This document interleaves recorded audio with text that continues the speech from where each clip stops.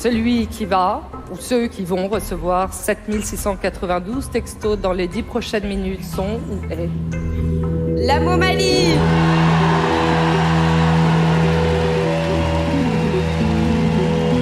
C'est vrai que quand on monte ça à des maisons de disques au départ, ça fait un peu peur. Personne n'y croyait vraiment à ce projet, évidemment. Et le public a toujours raison. Le public est beaucoup plus curieux, beaucoup plus audacieux que le métier parfois. C'est pour ça que c'est important d'écouter les artistes et l'audace des artistes. C'est très important.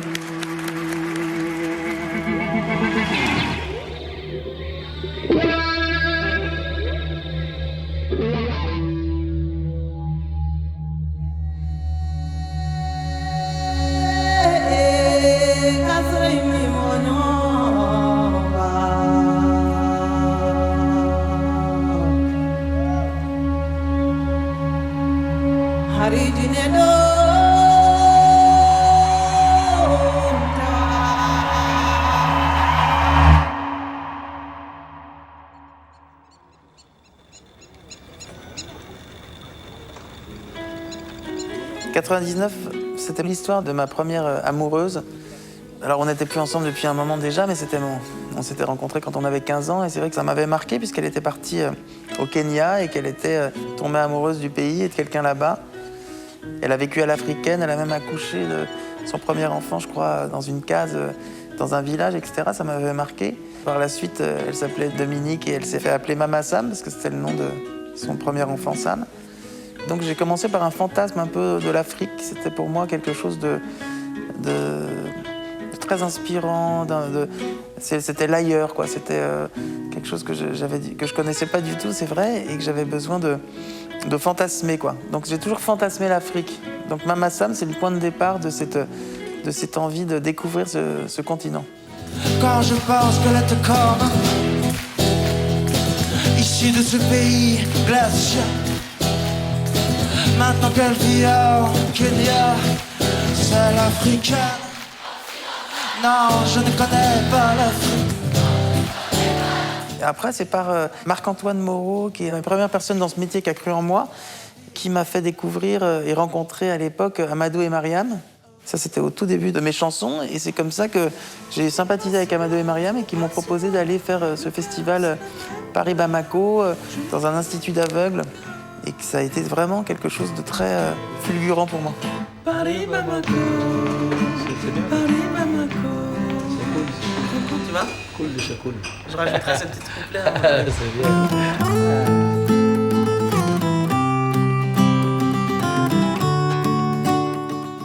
J'ai eu la chance à ce moment de rencontrer plein de musiciens. Je pense que Toumani, la première fois qu'on s'est vu, c'était effectivement à mon premier voyage à Bamako.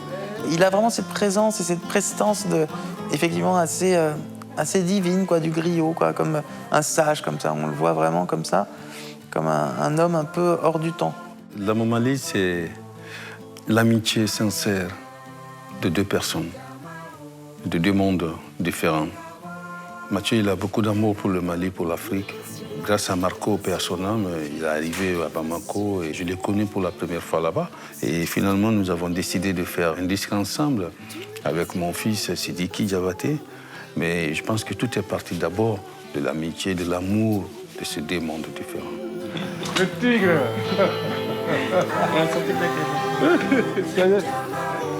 Oh là là, merci beaucoup. L'album, pour l'instant, on l'appelle L'âme au Mali. L'âme au Mali. C'est là, parce qu'on cherchait un nom et on a trouvé L'âme au Mali. L'âme au Mali. Avec Marc-Antoine.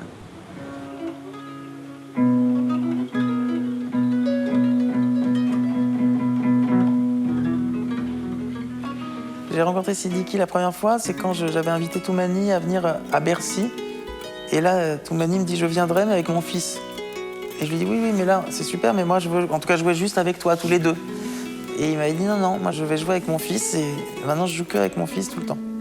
Et là, évidemment, j'ai vu un très jeune homme, très talentueux déjà, incroyable, qui était vraiment à l'aube de sa vie de musicien, même s'il jouait de la kora, évidemment, depuis l'enfance, comme tous les Diabatés. La Momalie, c'est toute une histoire, parce que c'est vrai qu'au départ, on ne savait même pas ce qu'on allait faire. Peut-être un album très simple entre la kora et la guitare, parce que moi, j'ai beaucoup de respect pour la kora, je ne voulais pas trop dénaturer. Après, Toumani m'a vraiment dit de plus en plus, non, Mathieu, fais du M, fais quelque chose de plus pop et tout. C'est là qu'à un moment, je me suis pris au jeu. Et par la suite, avec Pierre Juarez, qui est vraiment un peu la nouvelle génération, qui m'a aidé à produire cet album pour vraiment qu'on aille plus loin dans le côté plus pop. Au départ, c'était quelque chose d'un peu intime. Et puis après, c'est devenu un projet collectif. Et là, s'est imposé très vite une voix féminine. Et là, évidemment, je me suis dit, ça peut être que Fatoumata Diawara. En tout cas, ça serait le rêve. J'ai rencontré Mathieu dans ma vie dans une édition de Africa Express. Et je me souviens que pendant la chanson, il s'est passé quelque chose. Quand il arrive avec sa voix si douce, il est d'une gentillesse, d'une douceur impressionnante. Et je me suis dit, oui, c'est un mélomane. Mais quand on est monté sur scène et qu'on a commencé à jouer, et quand il a commencé à maîtriser sa guitare, mais j'ai vu le feu, quoi, en lui. Il a une double personnalité et j'aime ça. J'aime beaucoup les gens qui ont toujours des choses à offrir. Donc ça a été, lui et moi ensemble, ça a été la folie.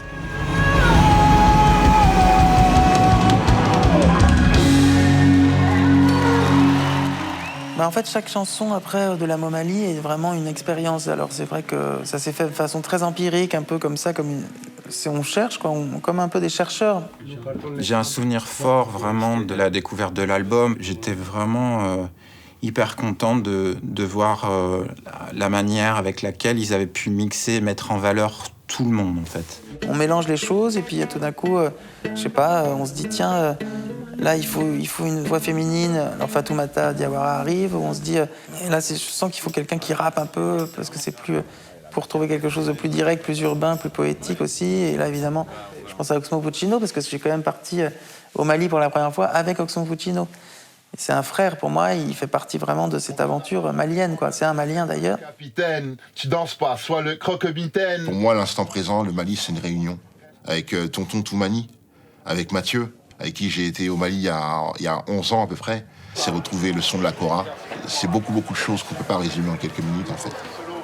Les gens se sont imposés comme ça, ou tout d'un coup on fait un morceau et je me dis tiens, ça serait bien de mélanger la musique classique avec la musique malienne. Là j'appelle Rémi Galichet qui a fait tous les arrangements de cordes sur l'album et on fait un mélange déjà de quatuor à cordes avec le balafon, la kora. Ou tout d'un coup Solidarité, une chanson importante aussi, où là c'est l'idée d'une solidarité universelle. Et je me dis, non, mais ce qu'il faut, c'est absolument que ce soit un artiste dans chaque continent, d'une certaine manière. Alors c'est là que j'ai appelé évidemment mon ami Stéou Georges, ou alors Nekfeu, que je voyais un peu à cette époque-là, ou Jane, Ibrahim Malouf, qui est aussi un frère pour moi. Chaque chanson nous a inspiré des rencontres. Solidarité.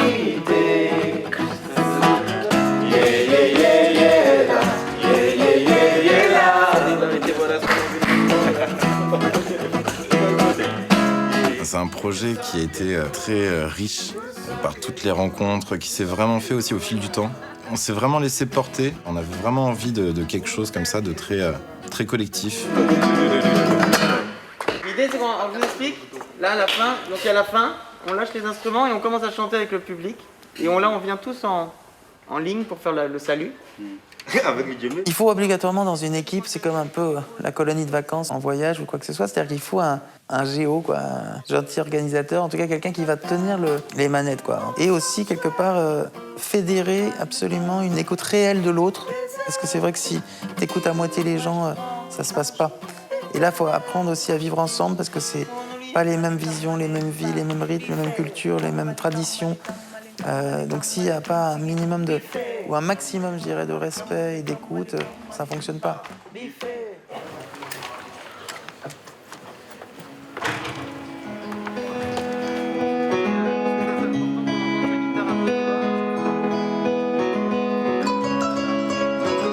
Le style musical qu'on a créé, je pense qu'elle n'a même pas de nom. Je ne pourrais pas dire que c'est du rock avec la kora, je ne pourrais pas dire... Le mélange est tellement doux et tellement bon que ça n'a même pas de nom. Vaut mieux jouer doucement et puis faire monter la sauce. Comme ça rendra tout un crescendo. Alors que là, on est déjà un peu fort et ce sera plus joli.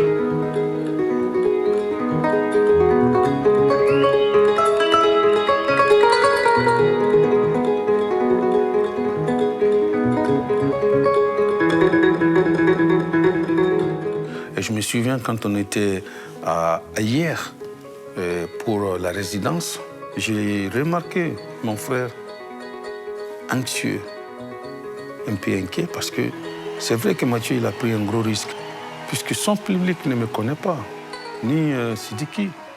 Qu'est-ce que le public allait dire? Je l'ai remarqué, je l'ai constaté, je suis venu le voir, j'ai dit, mon frère, on est ensemble, tu n'es pas seul. Il avait besoin de cela. Que du bonheur. Oh my God. Non, mais ça commence à...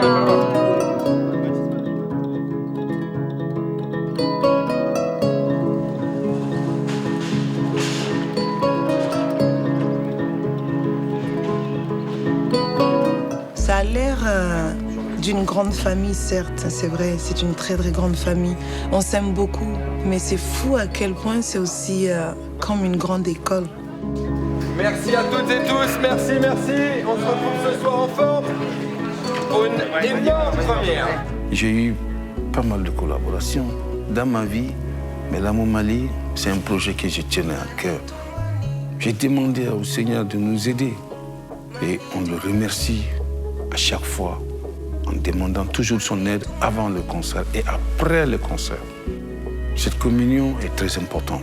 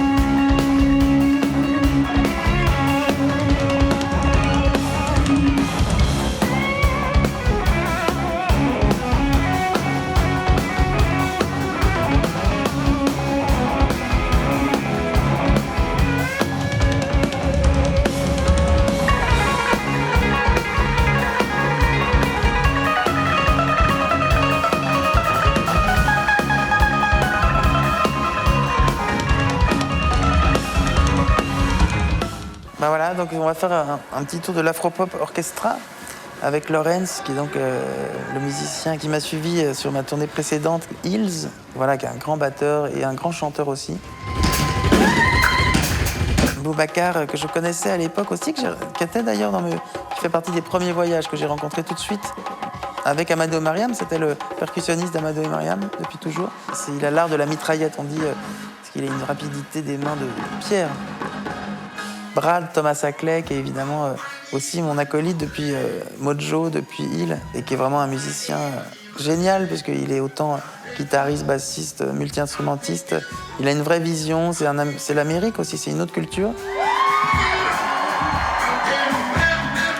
Pierre Juarez, qui est donc là sur la tournée est DJ, mais qui était le producteur et le réalisateur du disque avec moi, et qui a ramené vraiment c'est vraiment la touche 2.0 de la Momali, c'est-à-dire qu'il ramène vraiment ces scratchs, ces textures, ce côté un peu plus électronique.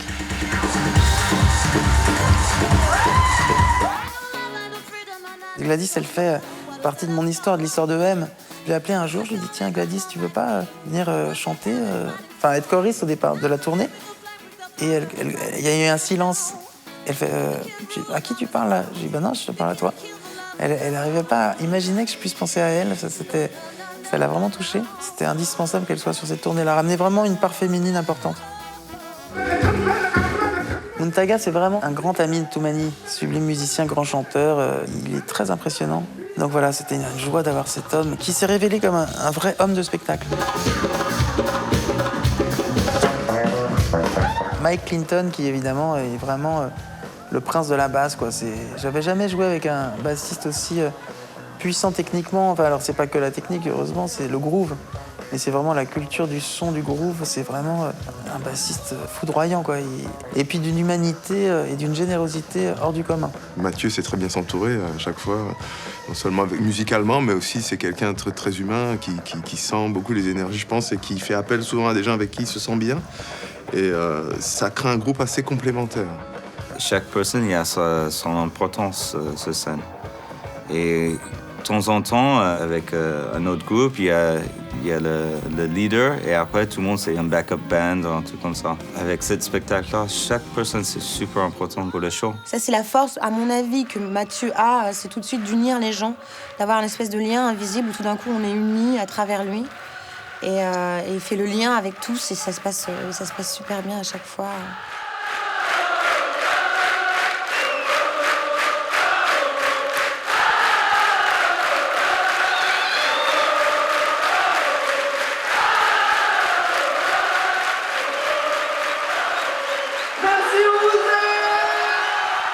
Vraiment, le public, quand j'attends le public sur scène, nous, ça me donne une énergie en plus. C'est vrai que le langage, ça a été assez facile de se comprendre, en tout cas, entre Antillais et Africains, quoi, parce que ça parle le même langage musical. Donc, on n'est pas dépaysés. J'avais oublié mon chapeau de... Ouais, faut jamais oublier son chapeau. Yo, mon gars. Le chapeau de paille. Nous, on est une quarantaine sur la route. Tout le monde s'aime. Bon, là, vraiment, ça m'a vraiment impressionné dans le Mali. C'est une famille avec des codes. Avec des codes comme de comportement, comme par exemple notre histoire des poulets. Un poulet pour tout le monde. Moi, j'ai rien dit. Moi, j'ai rien dit. Et Toumani qui a beaucoup d'humour aussi et qui, effectivement, quand tu fais quelque chose qui lui plaît pas ou qui va pas dans son sens, mais évidemment toujours avec humour, on lui doit un poulet. Et quand c'est vraiment une faute un peu plus grave, c'est une dinde. Donc moi, j'ai monté une rôtisserie depuis parce que c'est vrai que j'en dois tellement que c'est assez énorme. On va tout démonter pour eux, parce qu'à Lyon, on n'a pas assez démonté à Il paraît qu'il restait encore des choses sur scène, ouais. Là, on fait le nettoyage total, ouais.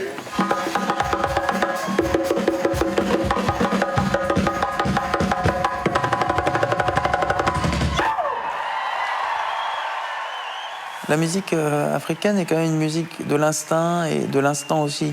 Nous, on est plus cérébraux, on a tendance à conceptualiser, à réfléchir beaucoup, alors qu'eux, ils sont dans le présent, justement. C'est toujours pareil. Nous, on serait plus dans le passé, alors on va prendre beaucoup de références. La presse, les médias célèbrent beaucoup plus les choses très mentales, très cérébrales que les choses du cœur. Alors que tu partages de la musique avec les Maliens, c'est une musique de la vibration, c'est une musique beaucoup plus instantanée. Mais il y a cette idée de transe et de se laisser porter soi-même par sa propre musique, c'est-à-dire de pas réfléchir. Et ça peut amener à des choses sublimes parce que on enlève tout le superflu.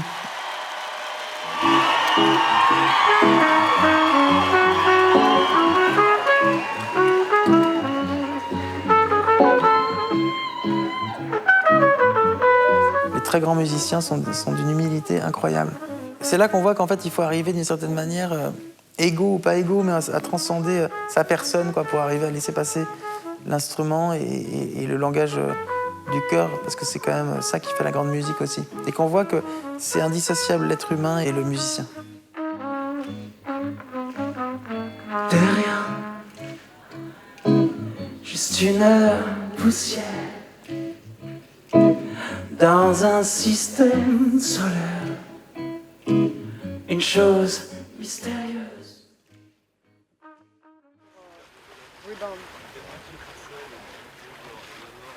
Le fantastique se trouve dans le fait que écrire un projet tel que celui-là aurait été impossible.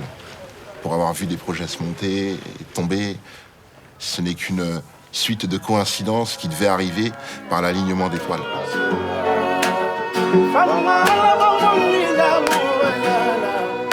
Finalement, alors que tout est très différent, tout est très cohérent. Dans l'ensemble du show, finalement, chaque univers s'imbrique parfaitement avec harmonie, quoi. Il y a une générosité qui est dans chaque élément. Et chacun partage. Mais c'est une musique, c'est celle du cœur.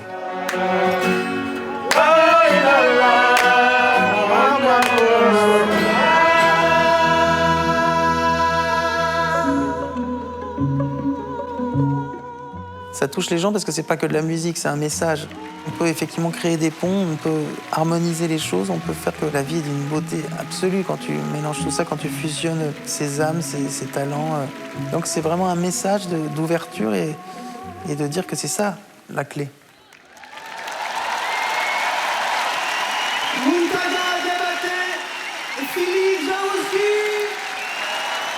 C'est l'amour qui va me rester. L'amour et la fraternité. Donc j'aurais acquis une paix. Et pour moi, ça vaut plus que tout.